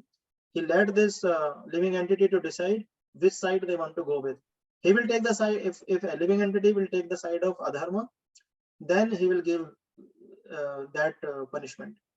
And if a living entity is taking the side of dharma, then he will give the reward accordingly. So, for example, government, our government will not interrupt in our free will, but he has made certain laws. If we will follow the law, government will be pleased. If will not follow the law, then he will send us in prison. He's not interrupting in our free will. We'll have a limited free will. We can use that, no problem. But there are some rules that they have decided. Yes, Deveshru, your further question. Abhi, am I audible now, Prabhuji? Yes, Prabhu, we can hear you. Prabhuji, my next question is about the miseries. Yes. The main misery of my life is the association. I miss my friends a lot. So I listened several lectures where the Prabhupada himself, he was alone while he went to US for Krishna consciousness, preaching of his master's wishes. And there are several other devotees who has went to such places where there was no devotees at all. Correct. Even there was no Harinam being recited by any of the devotee. Correct. But they went there and successfully implemented the preachings of the Prabhupada.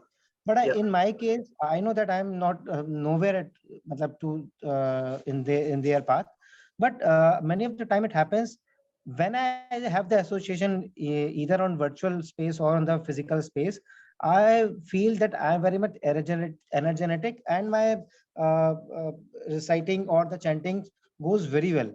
But when I feel that there's a problem with the association, my chanting falls severely. So how to come about overcome this misery?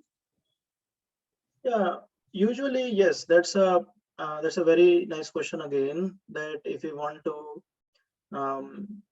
love Krishna, then you will have to hear about Krishna, who is already loving Krishna. For example, someone is a drunkard, and you want to learn how to drink, then you cannot drink alone. You can learn, but you cannot love drinking. That love can be given to us by the someone who loves drinking. Now, it's not a very good example though, but I think we would be able to understand it. Similarly, someone who loves Krishna, if we associate with him, our love of Krishna will also increase. So your point is very nice, that if you want to love Krishna more, which means if you want to do more reading, hearing, and chanting, then you need more association of devotees. That's a very nice question and a very nice attitude. But yes, we don't get it all the time. So what we usually do in that case, we have some contact numbers, like 10-15 contact number of devotees. Whenever you feel like your situation is in the spiritual life is not, you're not feeling, let's say, good, immediately call them and talk to them. Ask them that, can you please tell me some pastime of Krishna? Can we have some discussion? Also, there are some VTR groups. I don't know if you have heard about it. This is the term we call VTR. VTR means Vedic text reading. So we are reading online these small and big books, the literatures that has been written based on Bhagavad Gita. So it's a 30-minute reading that we do, which means 4 or 5 devotees will come together every day on Zoom for 30 minutes. And each devotee, one by one, will read only one paragraph. And at the end, 5 minutes, they will discuss what is their understanding, and that's all. So that's all. So you can make a group of 4 or 5 devotees who you very well align with, and request them if all of you can meet for 30 minutes every day over a Zoom call. So that will also give you very nice nourishment. The third thing is, always have a Siksha Guru. See, our Krishna consciousness, our bhakti, Bhagavad Gita, Krishna has spoken many words on this. We have to get the attitude of taking knowledge from someone who is superior. So there is a concept of Siksha Guru, right? There is a concept of Siksha Guru. So this Siksha Guru, you will always be in touch with, not only for the spiritual knowledge, but for your material problems also. So whoever you feel inspires you in your love for Krishna, please always stay connected with him. Tell him that I want to stay connected with you because I feel my bhakti increases when I associate with you. Please guide me. What should I read? What should I do in this way and that way? And always stay connected with him. That way you will never feel separated. Prabhupada, he went alone to, like you said, he went alone to West to preach. His disciples also went alone to China and so many different places alone. They were actually not alone. You know what they were associating with? They were associating with the instruction of his spiritual master. That was their life and soul. Prabhupada was associating with the instruction of his spiritual master. And what was that? Preach in West. So he was always contemplating how to preach in West, how to preach in West, how to preach in West. He was not alone. He was always associating with his spiritual master, who was his Siksha Guru and Diksha Guru. Similarly, all his disciples also. Prabhupada said, no, you go to China, preach there. Someone will say, no, there is lot of meat. Prabhupada will say, no problem. Then he will scold them. Say, no problem, eat meat, but preach. All of them were associating with that Siksha. Similarly, in my own experience also, I can share, when we associate with the Siksha, the instruction that we get from Guru, that is our best association, I'll tell you. You will never feel alone. Even though you will be in a forest or surrounded by so many animals, you will never feel alone. So first of all, you decide a Siksha Guru, take association from him, take guidance from him. Always you will feel blissful. You will never feel alone. Does that make sense, Devesh Bro? Got your point, Prabhuji. I am taking 2 points from here. One is to having a Zoom calls and having some reading of the Vedic texture, at least 30 minutes, so that association also having the knowledge of the pastimes of Krishna. Second is a Siksha Guru. I will implement both of them. Yes, and if you need any help in terms of getting this group connected, I know some of them which are running. So please, you can text me, and I will pass on that number to the BTR leader. Please, I will text you, message my number to you, Prabhuji. Yeah, okay. Yes, Madhu Jivan Prabhu. Hare Krishna, Guruji. Hare Krishna. So the thing is, I had a couple of situations, like you were talking about revenge part. I'm not someone who would be taking revenge on anyone.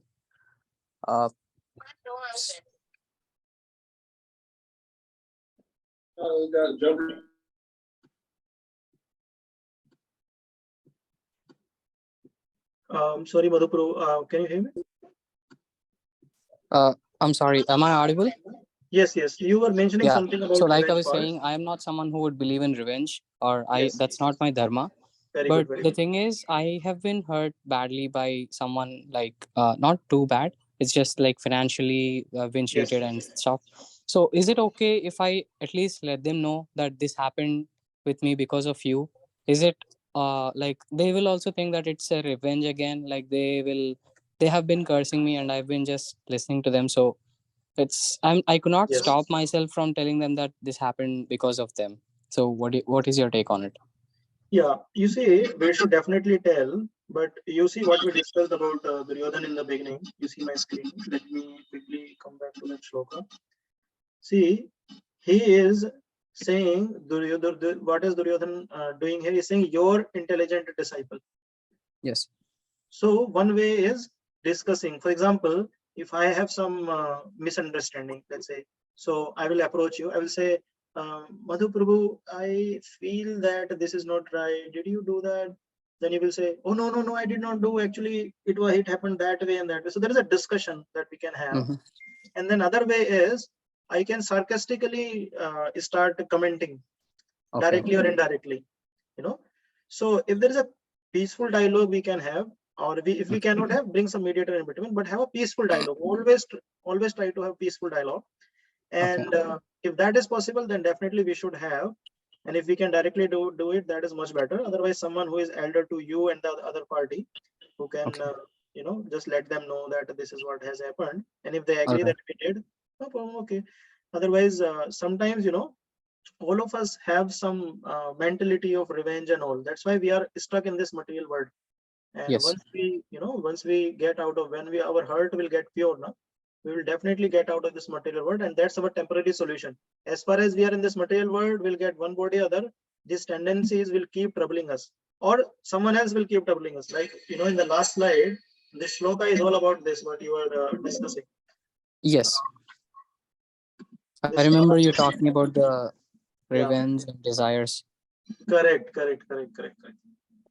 This last shloka was all about that. So this second chapter, when we will come to, we will in the second chapter, Krishna is actually telling that how we are stuck in this material world and how we can get out of it. Because Krishna has the same problem, right?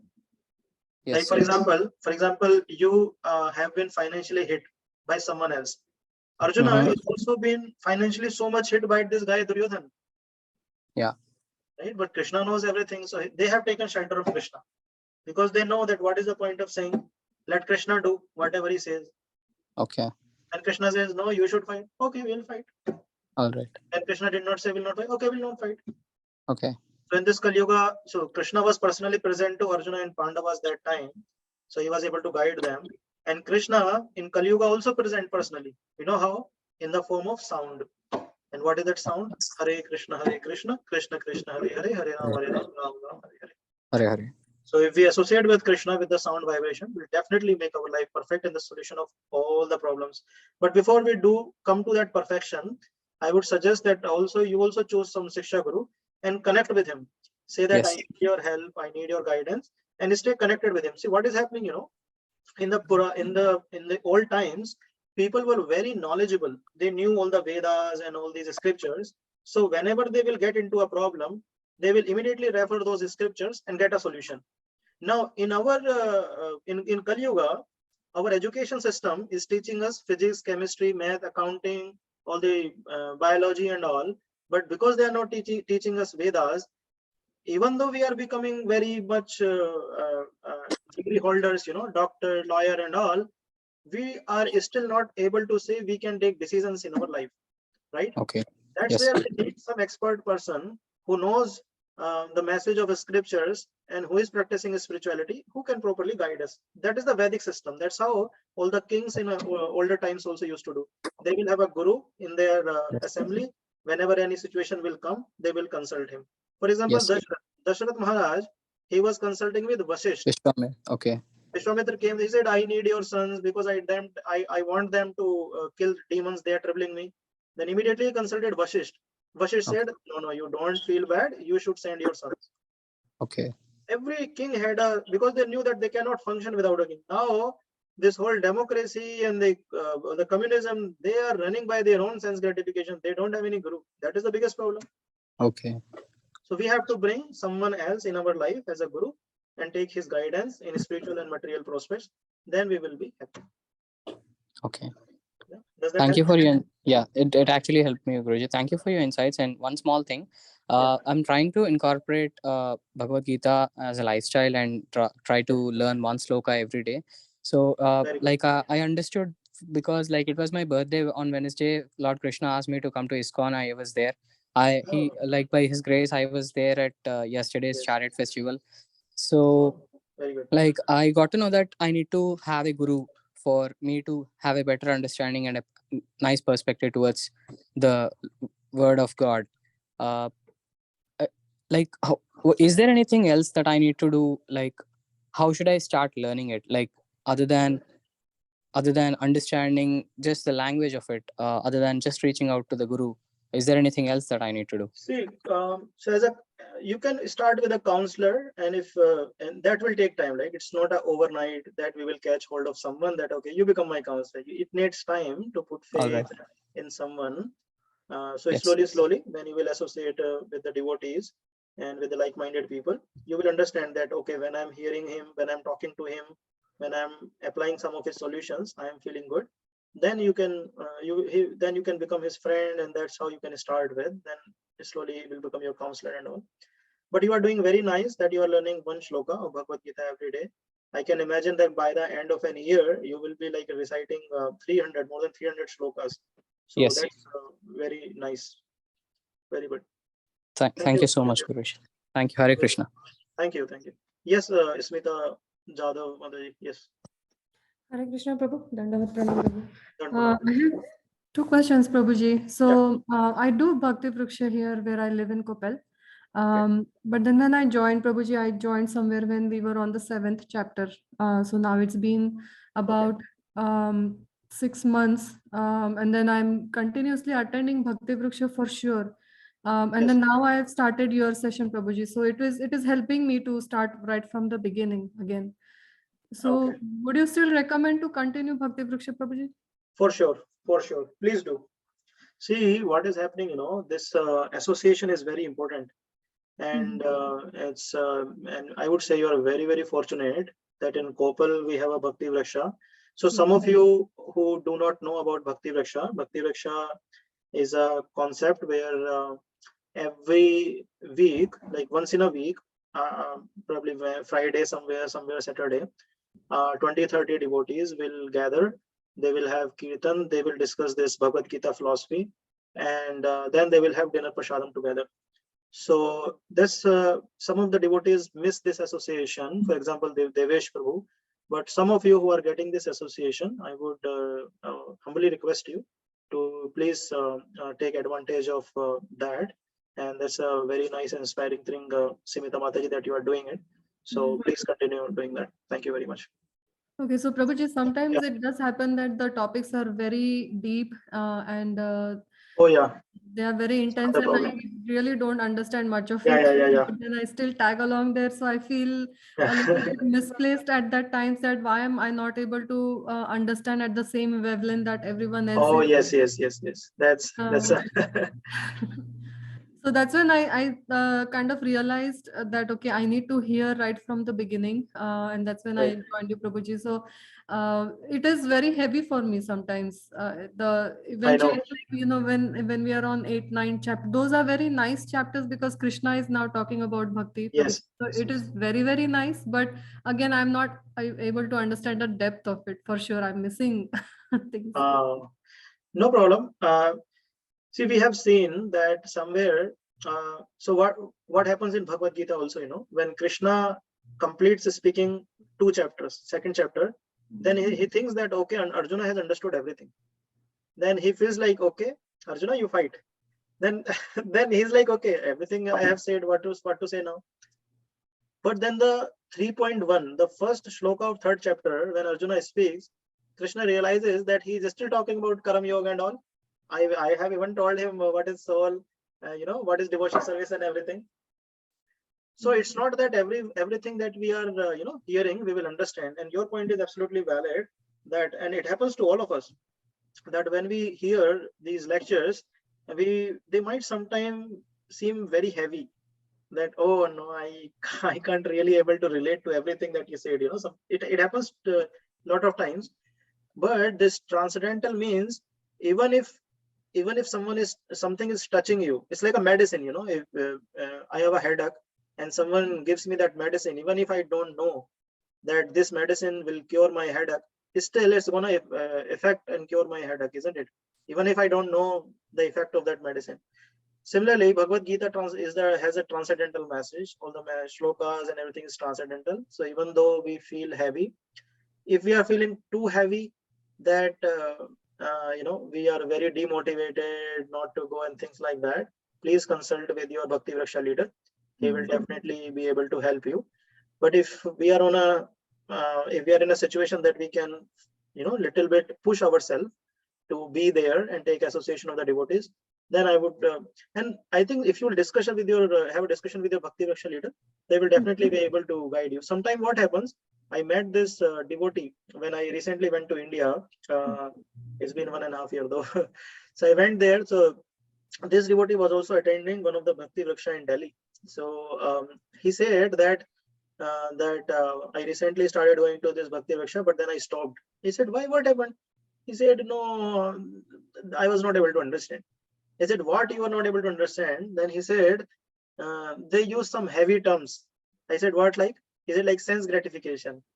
So, yes, that's possible. We might not be able to understand anything, but if there is a term, or if you will have a discussion with your Bhakti Vriksha leader, couple of times, then slowly you will start understanding the terms and the way they are explaining it. Right. Right? So that would really be helpful for you, Mataji. I would suggest you that please talk to your Bhakti Raksha leader and ask him that you discussed this today. I was not able to understand. Could you please repeat it again for me? After the class, if you talk to him, then he will be able to guide you. Even if you have any issue, let's say, I can text you my number. I think you already have. I dropped. Yes, Prabhuji, I have it. So Actually. anytime you discuss anything, for example, that you are not able to understand, please text me. I will be more than happy to serve you. Sure. Yes, Prabhuji. And then Prabhuji, so other question I have. So it's not been too long since I've also started chanting, but with God's mercy, with Krishna's mercy, I am able to hit 16 rounds, Prabhuji. Wow. The only thing is that, of course, the quality is bad, that I'm not able to really always be very focused. And sometimes even to make that 16 marks, Prabhuji, that I have to sometimes chant while I'm driving back and forth from work or from other places. And then sometimes I'm like walking, just strolling, and then I'm having to chant, and like basically some other action happens along with chanting. And then I've seen some of our senior devotees that they also don't leave any opportunity to chant. And that may not mean because they want to hit their 16 rounds, maybe because they don't want to waste any time, which is very valid. But in my case, Prabhuji, even to hit those 16 rounds, sometimes I chant while driving, sometimes I'm chanting after eating dinner and all of those things. So is it still acceptable, Prabhuji, to do that? Initially, yes. Since how long you have been chanting 16 rounds? 16 rounds, maybe 3 months now. Okay. 3 months. Yeah, this is like maybe my sixth Ekadashi actually, because now one Ekadashi 3 months back is when I hit 16, and then I don't leave now. Mostly I don't leave. Like yesterday's FOJ took away my 6 rounds. Something like that will happen. Then I miss it. Yeah, but then there was Vyas Puja, and then I was having my own seva going on, so then I missed a few rounds. So something like that will happen is when I'm missing rounds, but mostly I'm doing like 99.90 times percent of the time that I'm hitting 16. Just that, like I said, yeah, like driving also, I make a point that okay, I'm by myself, and then I'm still chanting and things like that. So is that okay to do? And while driving, it is little risky. Please don't complete your rounds while you are driving. You can listen some lectures or kirtan though while you are driving. So, but I would suggest that if your focus is on completing your rounds, then that's fine. Eventually, we'll have to take care of all the aparadhas. So that's one of the aparadha, to be inattentive while chanting. So we have to take care that we are not committing offenses. But I would still request you that you please continue chanting 16 rounds. And slowly, I can send you a link where all the aparadhas are mentioned. And you please have an eye on those aparadhas. And slowly try to make a perfection in your chanting. So we don't commit those aparadhas. But we cannot expect someone who is like nursery class to become a PhD in one day. So we all have our own time to get trained. So, but that's on an individual.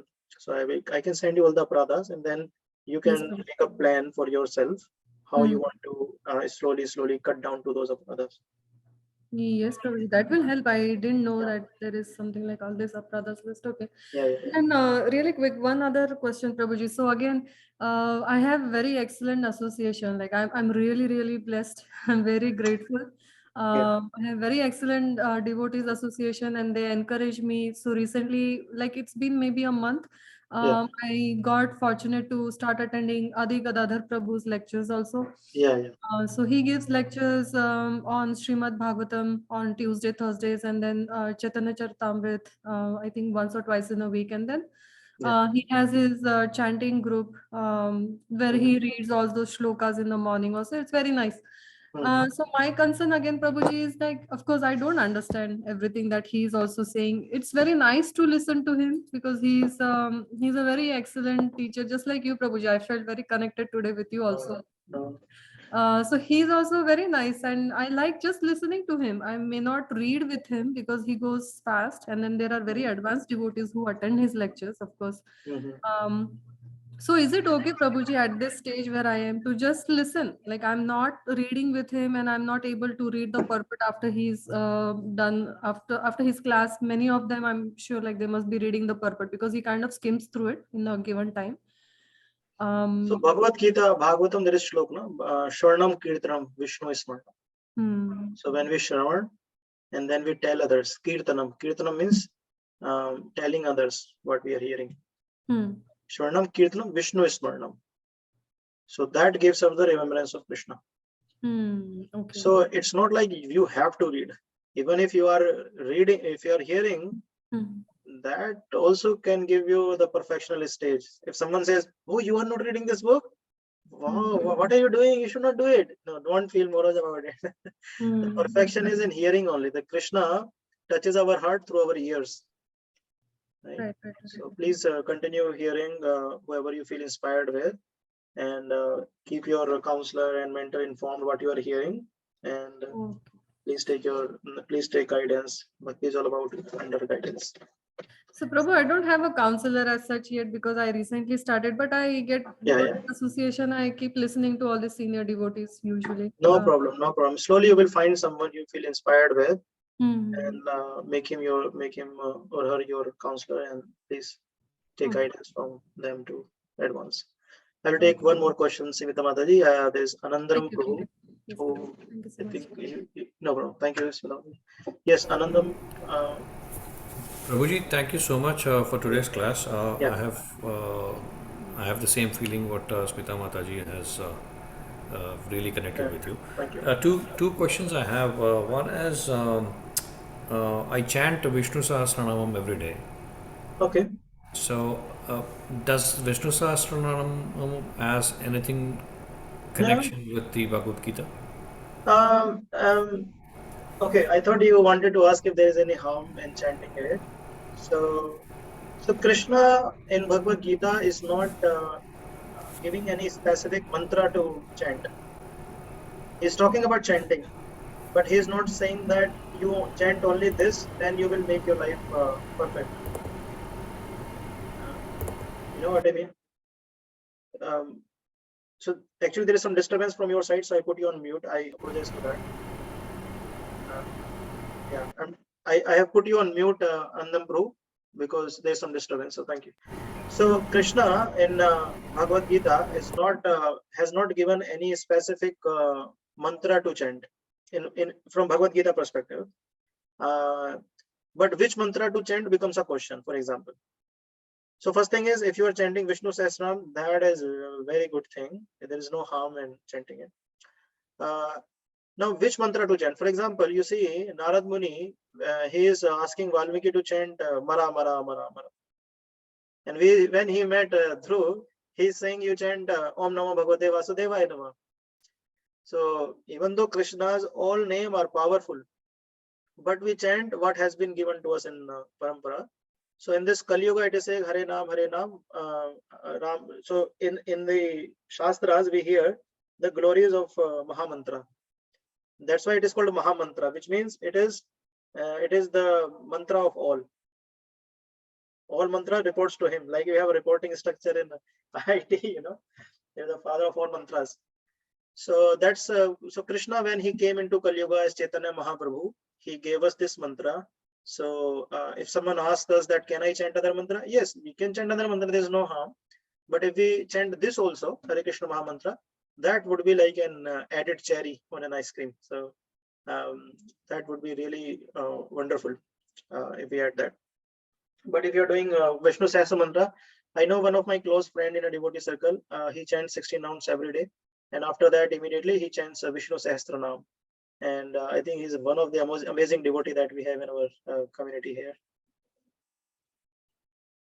Yeah, I do that. Sri Suktam and Vishnu Sahasranam every day. Good. Second question is there any Bhakti Vriksha group Irving? in Irving? Yeah, can you drop me a text on WhatsApp? I will share it with you the details. Okay. Thank you so much, Prabhuji. Thank you. No problem. Okay, so we'll have to stop now. I have another class. Sir, Yes, sir. Prabhuji, I think Varsha Mataji is also having a We will take up the question. last question. Yes, Varsha. Yes, last. Mataji is asking, was it the first time that BG was spoken, or was it spoken before that? That's a very nice question. We'll discuss that in chapter 4, entitled Transcendental Knowledge. So Krishna is telling Arjuna that I am going to speak Bhagavad Gita now, and this I spoke before to someone else. I will not disclose the name. That we will discuss in chapter 4. I'm just keeping secret that for now. Oh, okay. Yeah, it's chapter 4. Okay, so we'll stop now. Thank you all for joining. I'm very grateful that you gave me an opportunity to serve all of you. Thank you all very, very much. Okay, Hare Krishna. Hare Krishna. Hare Krishna, everyone. I would like to thank everyone for joining this class. We are really grateful for you. And I would request you all to please chant Mahamantra for Prabhuji and thank him by chanting Mahamantra for giving us his precious time and pearls of wisdom to us. And we are very fortunate because Prabhuji is running a very tight schedule, but he put out some time to give his wisdom to us, and I'm also very grateful to him. So I would request everyone to chant loudly and Hare proudly. Krishna, Hare Krishna, Krishna Krishna Krishna, Krishna Hare Hare Hare, Hare Hare Hare Ram, Ram Ram Ram, Hare Ram Hare. Hare. Thank you so Thank you. much, Prabhuji. Thank you. Hare Krishna, everyone. Thank you so much, Prabhuji.